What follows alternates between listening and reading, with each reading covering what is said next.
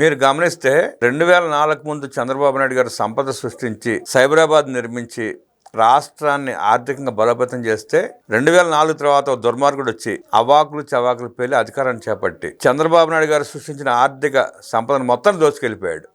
అట్లాగే మళ్ళీ 2014 తర్వాత వచ్చిన చంద్రబాబు నాయుడు గారు మళ్ళీ ఆర్థికంగా పరిపుష్టం చేసి అభివృద్ధి చేసే క్రమంలో 2019లో అవాకులు చవాకులు పేలి ఆనాడు తండ్రి చెప్పినట్టు అబద్ధాలు చెప్పి ప్రజల్ని నమ్మించి మోసం చేసి అధికారాన్ని చేపట్టి జగన్మోహన్ రెడ్డి రాష్ట్రాన్ని ఎట్టా లూటీ చేశాడో మనం చూసాం.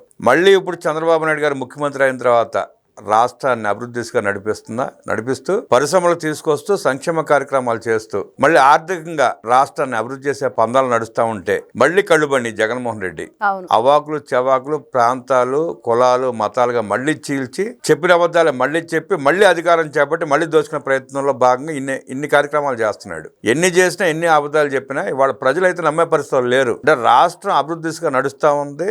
సంక్షేమ కార్యక్రమాలు అద్భుతంగా జరుగుతున్నాయి. పరిశ్రమలు అనేకం వస్తున్నాయి. 20 లక్షల కోట్ల రూపాయలు పైగా పెట్టుబడులు వస్తున్నాయి. ఈ పరిస్థితుల్లో జగన్మోహన్ రెడ్డి పిల్లి మొగ్గలు వేసినా తల నేలకేసి బాదుకున్నా ఓట్లేసేవాళ్ళు లేరు. అదే ఇండియా టుడే సర్వే స్పష్టం చేసింది. అంటే ఇక్కడ ఒకటండి, ఈ రోజున అందరూ ఏమనుకుంటున్నారు, మళ్ళీ ప్రజలు మోసపోతారేమోనని. మరి ఆ మోసపోరు అనేది ఇక్కడ క్లారిటీ ఇచ్చింది ఏదైతే ఈ ఇండియా టుడే.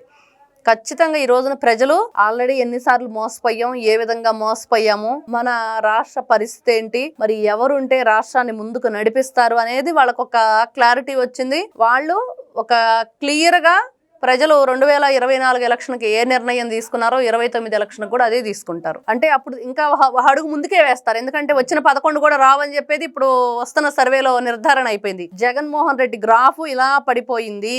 ఆయన ఏదో చెప్తున్నాడు, చంద్రబాబు నాయుడు గ్రాఫ్ పడిపోతుంది, నీ గ్రాఫ్ పడిపోయింది ఆల్రెడీ, అది చూసుకోవాలి. జగన్మోహన్ రెడ్డి గ్రాఫ్ ఎలా పడిపోయిందో, ఏ స్థాయికి దిగజారిపోయాడో పులివెందుల జడ్పీటీసీకి నిరూపించింది.